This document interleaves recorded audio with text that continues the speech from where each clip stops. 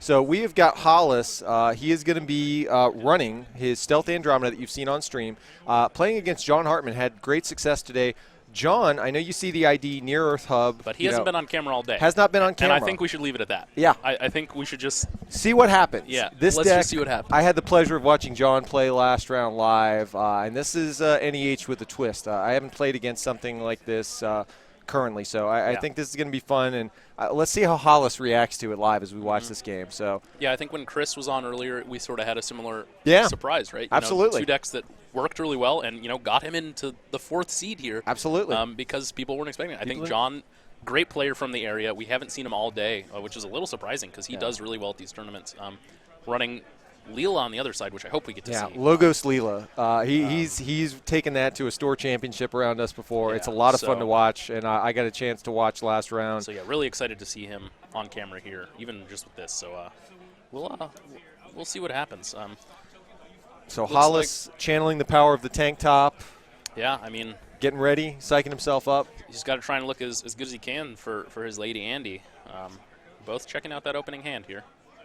John, I think, happy with it.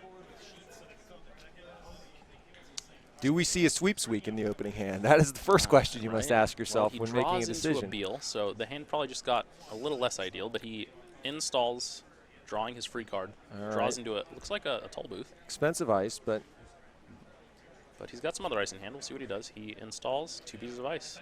Oh! R&D HQ. What's going on? Huge Is he trying surprise, to bluff guys. and throw Hollis off? Surprise. Yeah. Okay, so we didn't have the sweeps week, but, we can't draw it every game. Right. He doesn't want to see that account siphon early. We know that, but he's got ice in front of HQ, so Hollis has got to be careful of that. Hollis is going to install, what is it, Armitage? I think it's daily cast, yeah. Yeah, daily cast. So not exactly the most explosive. Let's see if he gets a daily cast, or pardon me, a dirty laundry. Security testing, fairy. Yeah, pretty standard. All right, that's a perfectly fine opening for Andy. Better than his silencer ghost. Yeah, a little bit stronger in opening. He has certainly had worse today. That is no joke. So okay, so we're going to draw up on John's, and we're going to trigger the draw. It looks like he's installing Jackson. See what we get. Draw the NAPD in hand. I can't tell what that is rightmost. I thought it was a hedge, but appears not to be. Wow, and we're getting flooded. He's flooding out. That's not a deal. Yeah, it was a hedge. Okay. So yeah, the good thing, though, about Stealth Andy is let's see how aggressive Hollis is. Right. I mean, he may be expecting Architect. He's got the Fairy on the board, so maybe he gets a little bit more aggressive. But I think he may be a little bit surprised to find what he sees on the other side. Yeah, could be. So we're probably going to get the security testing going. Yeah, he ran archives for that. These rabbit tokens, man, I keep seeing them everywhere. Yeah, right? I kind of want one now. Love the play mats on stream. What's Hollis considering here, do you think? Choosing what to run. Okay. Going R&D. R&D.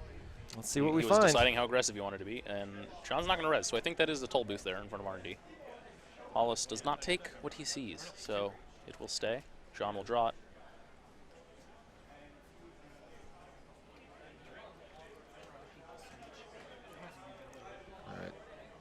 Loading up another daily cast. Yeah, he's settling in, just trying to get the money dripping in every turn. Yeah, these guys, good friends. Hollis is well known to everybody in the Georgia running communities. He's been out a lot, and he's everybody in the community is pretty good friends with each other down here. Yeah. So just part of the great part about the Netrunner community. Having a great time chatting while they play.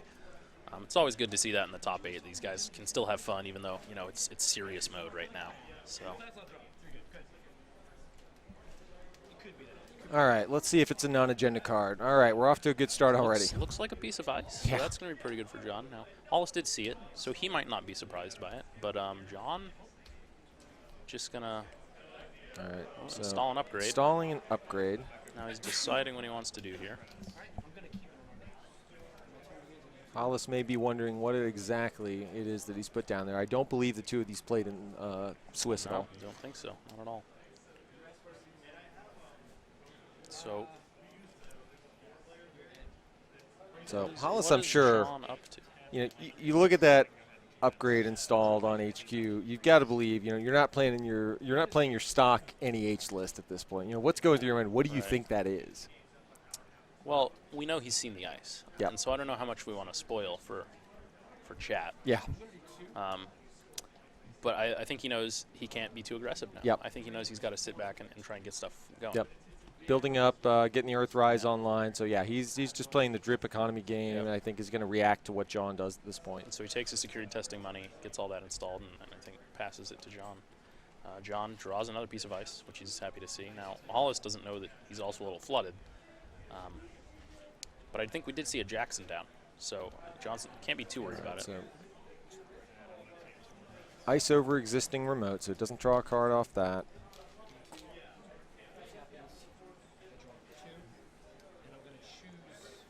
So John just kind of turtling up here, and you know, Hollis is trying to kind of pick his shots and figure out where he wants to go to security test.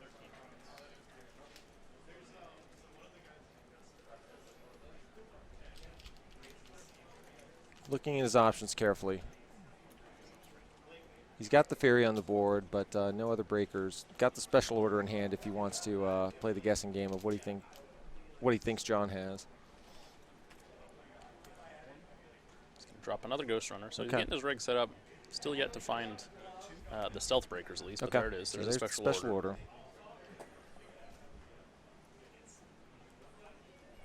All right, so what are we getting here? What are you, knowing you haven't seen any res dice? Okay, Refractor. Get, yeah. I mean, that's not unreasonable against NBN. And you've got the double Ghost Runner online already, so seems like a very very safe move. Yeah, I mean, I think it's between that and maybe the Switchblade. Just because you don't quite know whether or not this is an aggressive NBN deck or not. Yeah, and that's the beauty of Earthrise is, I mean, you can just kind of sit and collect your options over time, and, you know, maybe you draw into the breakers naturally, but, you know, it really does just help you kind of, as stealth Andy, you know, pick your turns to run. Yeah, so he's going to play it on, what, 2 or 3, and then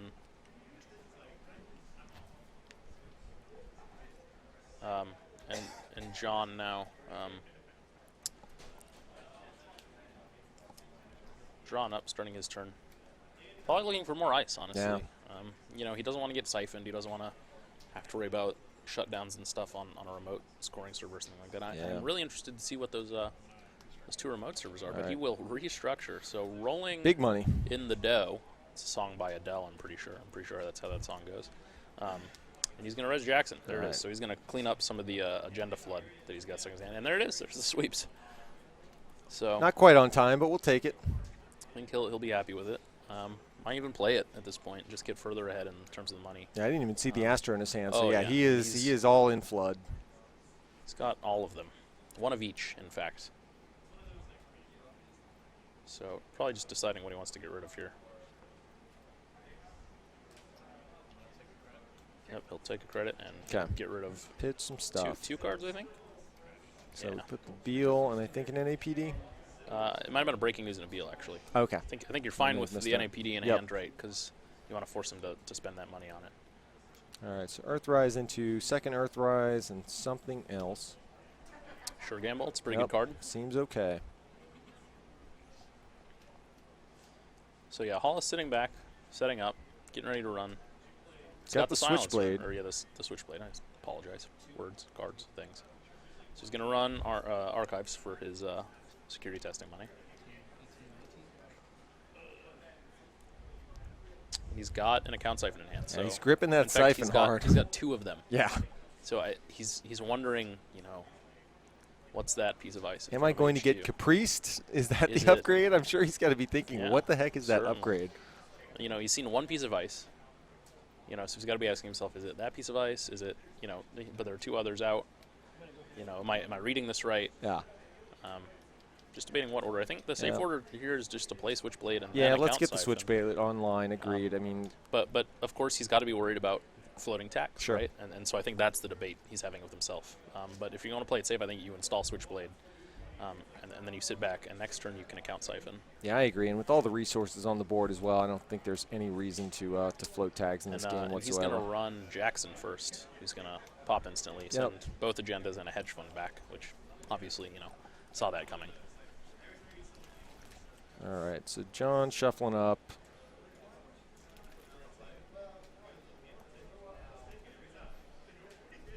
And we see, Hollis has got Earthrise in hand. He's got a quality time that I think I saw in hand. So, I mean, at this point, I think it's a question of, how aggressively, he's got some money. How aggressively does he want to dig for cards, either to get the Corroder in hand, to get more of the Stealth Rig online? Because, once he gets a couple of more pieces, it doesn't really matter what the ice is on John's side. He's going to be able to get through he is available to siphon him at will and available to, I'm sure he's been holding that legwork forever. I'm sure he feels like after the Jackson overdraw that John's got to be pretty flooded. Yeah. Wow, Discard Switchblade. Does he have another one in hand? I don't know. Maybe that's what he was flipping between, is just deciding whether or not to play it or trash it this turn. So he reses Sansan, probably going to see the install Astro score. Astro time. And there it is. Yeah, and I really like this play from John. I mean, even if the Sansan goes away, I mean, Hollis has been pretty passive at this point, and this forces action on the runner side. Hollis has to now do something. He's going to draw his last two from Earthrise. It's an RDI and, the other Switchblade. Okay. So, I don't know. Interesting you can't discard, really plan that better, I guess.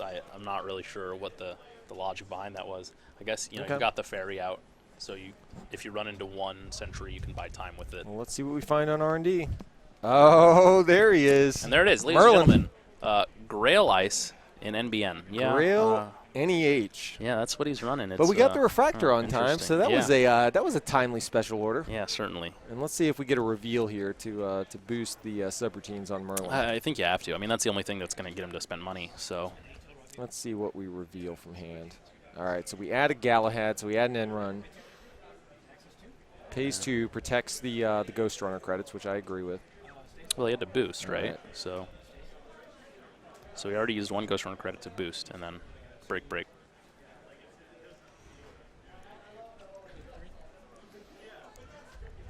Now he's running HQ. No res. Okay, interesting. Let's see the old face down card. He's going to see. All right, Midway Station Grid. Station Grid. All right, we got Grail Midway. Grail Midway. Yeah, Hollis reading the card. You may have seen it at a draft near you, or may have put this in your binder a long time ago. But there's not a lot to say. I've played this deck before. It's a lot of fun. Midway for 4 money when you've got loads of money. Grail, other than Merlin, does not cost a lot to res, but it can cost a crap load to break if you start putting 3 subroutines on all of these. Which is relevant here because the runner must pay 1 additional as an additional cost each time he uses an icebreaker to break at least 1 subroutine. And in stealth, that can start adding up. Oh yes, because the whole idea of stealth is you've got this hardware, these resources to make breaking cheaper. Yeah. So that you can use your actual credits for other things. Now all of a sudden, it demands that you have real money, not just stealth money. So we'll see how that works out for John. Obviously, obviously, the first one's gone. So, we'll see if another one comes out. John's going to sweep Sweek. So, I mean, Sansan is still alive. So, right? I mean, we saw the Biotic in his hand. I mean, John doesn't have enough money to really go off with Biotics and Sansans.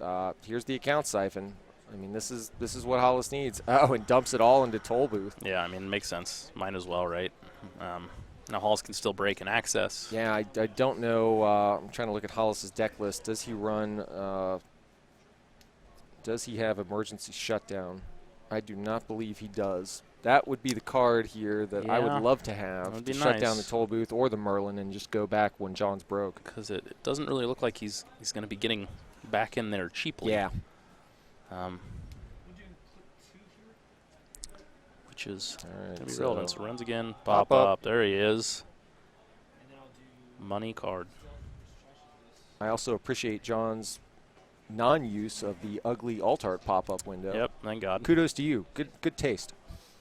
On that note, I have about 40 copies of that. So if anybody needs one / wants to buy one, I'm not ever going to sell it to you because I would not ever disgrace the world with its presence. Yeah. Sorry. John draws a pad campaign. Certainly going to think about playing that and taking money this turn. Because, with Sansan still rezzed an Astro token, I mean, any Astro draw is still live at this point. Yeah. I mean, it does not take a lot of money to make this work and to keep the train going. But he does need the money in order to protect it if he wants to protect it. I think at this point you're perfectly fine with Hollis running in and trashing it, which I don't think is going to happen, right? Hollis can't really afford to lose that tempo either. Hollis drawing up, seeing a lot of stealth pieces, saw a silencer into a cloak.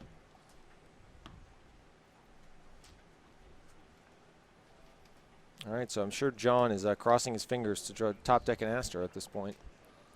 Sees a piece of ice.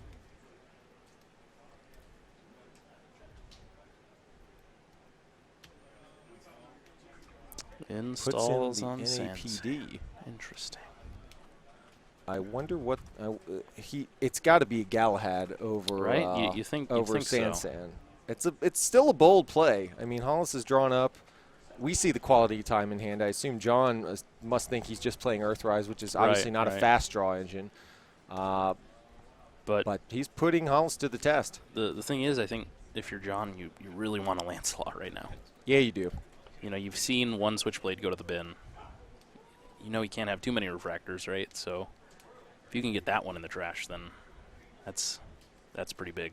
Yeah, and the nice part is, I mean, John, I think, doing a nice job keeping his money low enough where we see the other siphon in Hollis's hand. I mean, it's just not economical for him to go back. He's not going to net enough money. Not through that toll booth. But, you know, it still keeps John with enough money in hand where if he top stacks an agenda, I mean, as long as Sansan's live and the Astro counter's live, I mean, John's in perfectly fine shape to score out and do what he needs to do. Which he does. And interestingly enough, I think we saw another Merlin in John's hand. So if Hollis doesn't expect that and runs into the Galahad, then he's taking 2 net damage, and you know there's a Switchblade in his hand. And I know Hollis, I've played him or seen him play at one of our tournaments before. I mean, he used to play a Grail Replicating Perfection, so he certainly knows the value of the deck and the threat it puts of trying to run without all your breakers. So let's see, he's going to reveal. All right, so another Merlin and a Galahad. Now he knows the second Merlin is there. So he sees a hedge fund and a biotic. So that's the thing. So, I mean, John is going to draw this hedge fund, and, you know, really, I mean, it's going to be his choice of whether he wants to focus on trying to get up to that hedge fund to get to 9, which is going to put him in siphon range. Right. And I'm sure, I mean, at this point, it's not the most economical thing for Hollis, but maybe something he's willing to do just to keep him out of biotic range. So, quick update for you guys. Ross running against Michael Norman. That's right. Ross, seed 3, chose to run against Michael Norman and won. Wow. So congratulations to Ross. Feeling pretty confident with his deck. Michael is playing a near-Earth hub, one of the Scorched versions. Variants, a Michael favorite. ID may not be green, but the Scorched Earth and the traffic accident follows nonetheless. But Ross, happy to take it from him with Kate, right? Congratulations to Ross is playing Andromeda. Andy, that's right. Yep. He's playing the virus. Throwback Andromeda. The old throwback virus, Andy. Yeah. So, rocking it with that old school flavor.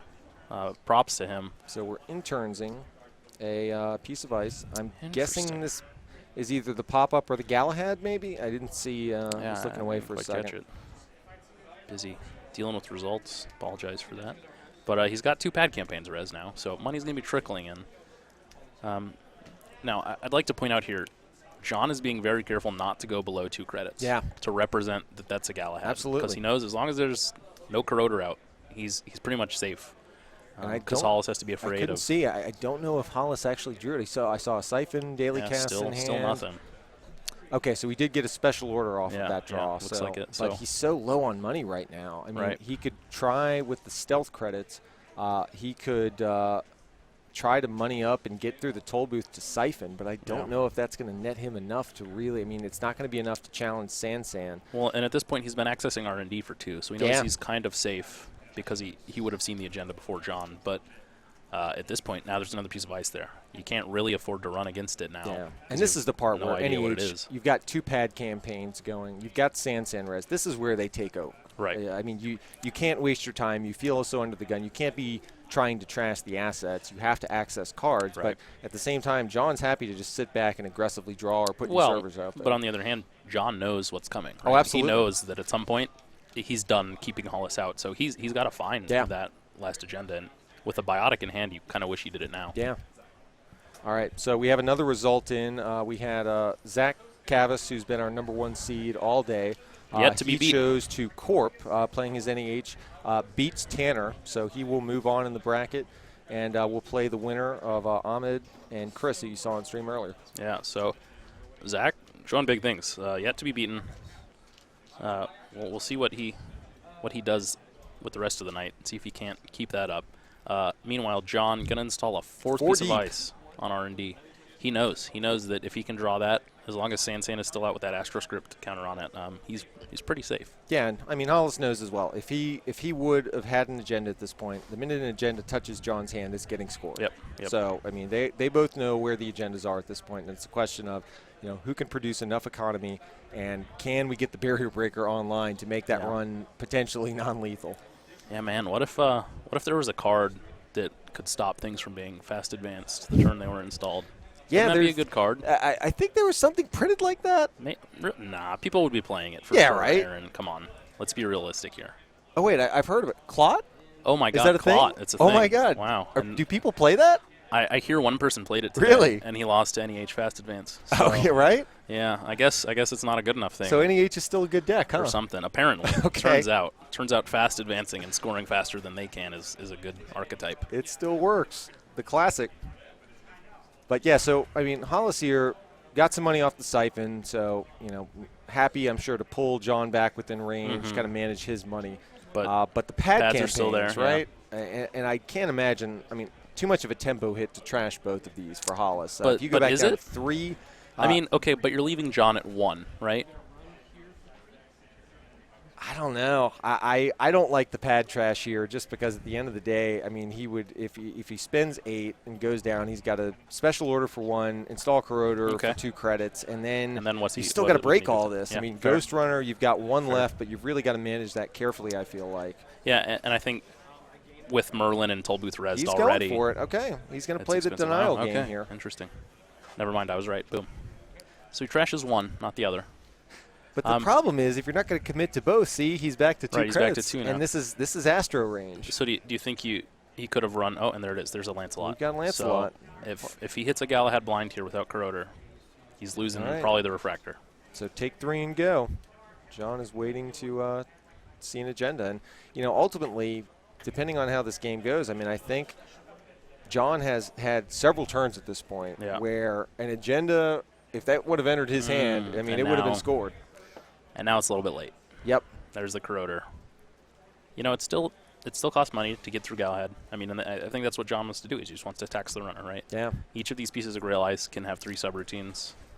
Honestly, the best thing that John could get maybe at this point would be if he could see a Jackson Howard that didn't get trashed, or something to force either a shuffle, because, this is exactly where R&D lock starts to happen. Hollis is doing better on money. The siphon's going to put him even higher to where, he can afford to run every single turn and lock R&D. Now, NEH can dig themselves out of R&D lock better than anybody, but, John has slowed down on installing the new servers, and so I don't know how much he's willing to commit to it, especially when he's broke. So he goes and gets the other prepaid, or the other pad campaign, sorry. And you got to think he's considering taking down that Sansan now, right?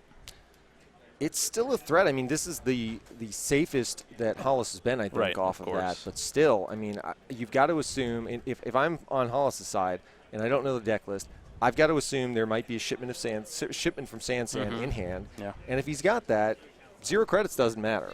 So to me, I still think that Sansan presents a pretty serious threat. And again, with your own 0 credits, it's a pop-up window at worst in front of it. So you're not afraid of the ice anymore. So John, taking a look at what is in Hollis' heap.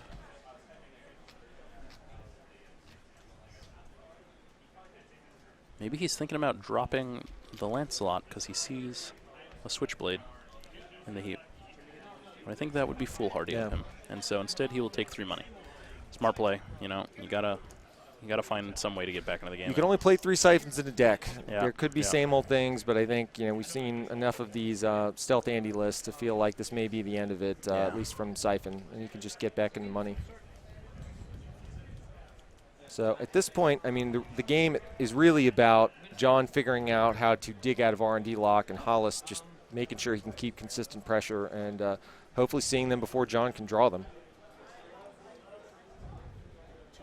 And there it is. He's going to hit that. I like this play a lot. Because John knows he can't keep him out. Yeah. So if he reses that ice, whatever it is, if he can afford to res it, it's just costing him money. Completely agree. And Hollis is so ahead in that money lead that he doesn't care. Yeah, so John just going to let him in. Makes him pay 5. I think I see a Jackson in John's hand. I mean, honestly, if I'm looking, I mean, let's see if Hollis runs R&D this turn. But I'm going to install Jackson and start digging. Because, I mean, Toll Booth is, frankly, it's not perfect. Wow. Oh, wow. It's Interesting. Interesting timing. Yeah. I mean, if you're Hollis, you have to think that John only had maybe 1 or 2 turns where he drew. And it could have been an agenda that he wouldn't have put down, right? If he hits the Jackson, that's annoying. I don't know that it's terribly impactful. So sees Biotic and some Grail Ice. But now, Biotic is good information, right? Yeah, that's great. He knows now if he gets back up to 7 that he's in scoring range for that next Astro reveal. So we drew a midway station grid, 6. so not what he wants. So to me, exactly. I am installing a new I would put that Jackson in new remote, assuming I saw correctly. Now he's going to upgrade R&D. Turtling up, okay. And just say, all right, Hollis, go for it. He is playing the attrition war.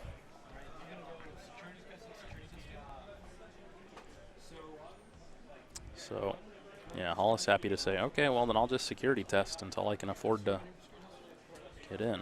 Yeah, the legwork was interesting. I mean, you've got to assume the Sandsam was live for so long. Right. I wouldn't have assumed that there was anything in hand. Right. It would have scored it as fast as possible. There was only 1 or 2 turns where he didn't have enough money to score it.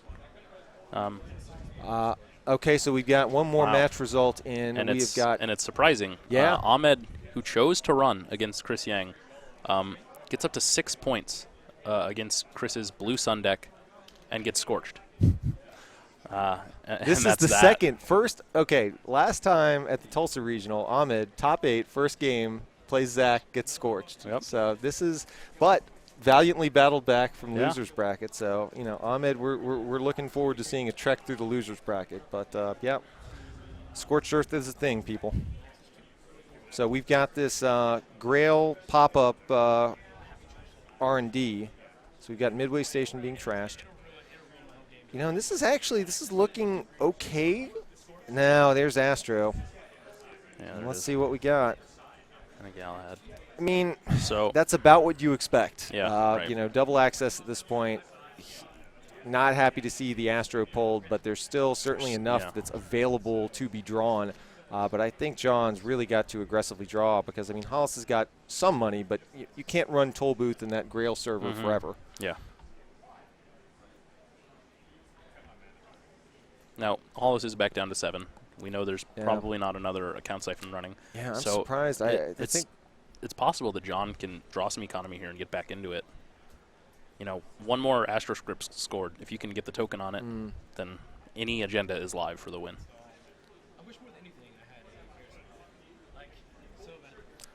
Yeah, I think let's make sure to ask John later. I'm curious. I think that's the Jackson that he installed face down in the remote. I'm a little surprised he didn't go new remote with the Jackson to draw a card and then draw once with Jackson. I mean, because then you're looking at 3 fresh cards. I mean, he needs to get out of this R&D lock. Draw is a daily business show. So I can't imagine if he puts that out, Hollis is going to let that stay on. But even just the card draw off of it and distracting, I mean, worth it. And I think it's a reasonable cost for Hollis. But John just going to fire Jackson after his draw. That's interesting. Get back. Oh, maybe the 2 midways. So really he wants to rely on that. And this is the game. I mean, a lot of times, I play a lot of NBN, and this is the point in the game where you're trying to manage your hand to make sure you get 1 agenda in hand max and draw up to always present the threat to the runner to say, okay, I could potentially score out the next Astro. Right. I want to represent that I have seen enough cards to potentially have an agenda in hand to kind of create that sense of urgency. And, I know John's kind of, just playing this to go a card at a time, and I don't know if that's putting enough urgency on Hollis to really do anything different other than to just kind of keep this deep R&D lock in.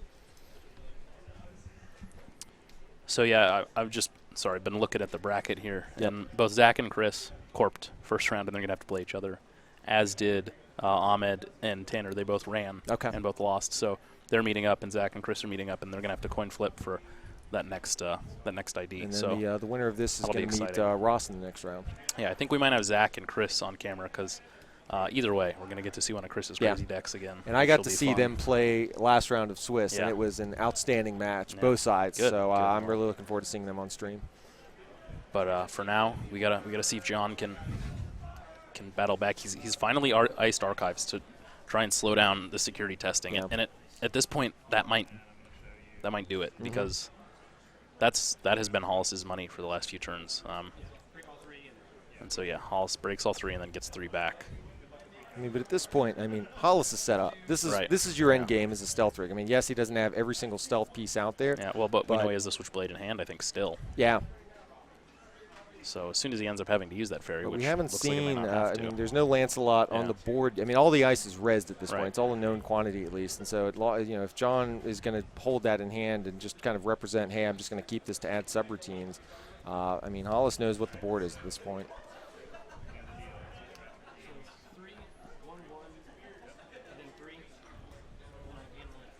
All right, so we add the 2 subroutines. All right, let's see what we've got off R&D.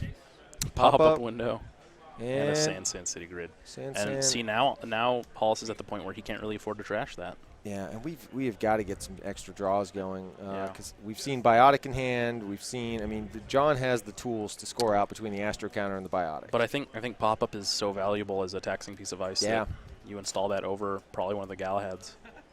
We are going 5 deep. Or do that.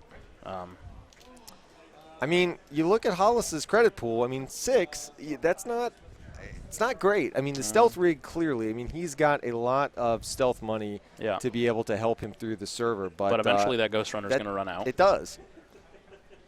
I think he's doing the right thing. He's trying to draw, maybe get some more stealth pieces, another cloak. Potentially if you don't know if that's the Lancelot. I'm guessing if I'm John, that's what I want to put down to force him to have the, I think that makes sense. The permanent Switchblade.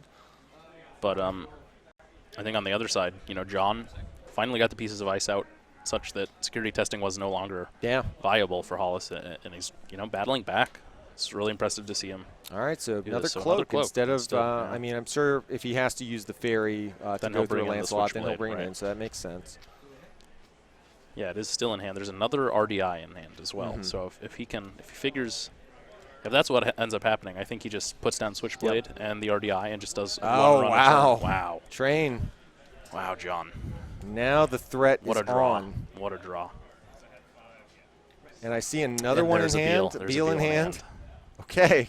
So where are we going? Are we going 5 deep R&D or do we legwork? Man, that's tough. Does he have the legwork in hand? I do not know. I can't see, but yeah, this is the problem with the inside job. The problem with R&D is you're going to get 1 run a turn essentially. Yeah. And which means if you don't win right now, of course he doesn't know this, but the game's over at that point. Do you drop RDI? The problem is he doesn't have time to set up and do it. I don't think so. I think it's not wrong to pick your shots. You see 2 NAPD scored, so your chances are I'm probably going to hit Beal and Breaking News, or I actually think looking at John's agendas, I think instead of Breaking News, he plays License Acquisitions, which makes sense. With Midway and Sansan, you can get them back into play and paid for free. Right. So you've got those are the agendas that you expect to see if you're Hollis. So you pull 2 out of 3 off of a double RDI, then he could certainly win off an R&D access. Right. And this is the mind game that MBN plays. Does he have the winning agenda in hand? Surely you wouldn't think it at this point, right? Because it seems like he top decked that Astro and scored it. That's the assumption that I would have to make, I think, as Hollis. I can't imagine he's putting John on 1 in hand. I would agree. I don't think I would. He's looking at his hand. The only thing that's relevant at this point, knowing that you're going to get 1 more shot at this, is do I drop the second RDI or do I just try to C2? But, I mean, in my mind, I mean, I think Hollis knows I need to run somewhere and see some cards this turn because I may very well either lose to a top deck or maybe he has in hand. And I think he's got to pick his shots of, you know, where do I have the highest percentage chance to either win on this turn or at least deny John potentially drawing. Yeah, and I think RDI is the best bet. I mean, you don't have any way to multi-access hand right now. I don't think you're putting him on that winning agenda. Yeah, I would agree. Despite playing on the winning agenda playmat, I don't think that's what you're putting him on. Shout out to Winning Agenda Podcast I think RDI is on the board. You might as well put it to use, but he's going to run this remote first. All right, so we're accessing face down. Let's see the daily business bluffed show. With the business show. I like mean, that. you can't afford to crash that right now. And then, sand. So, you know, just kind of distracting Hollis. Interesting.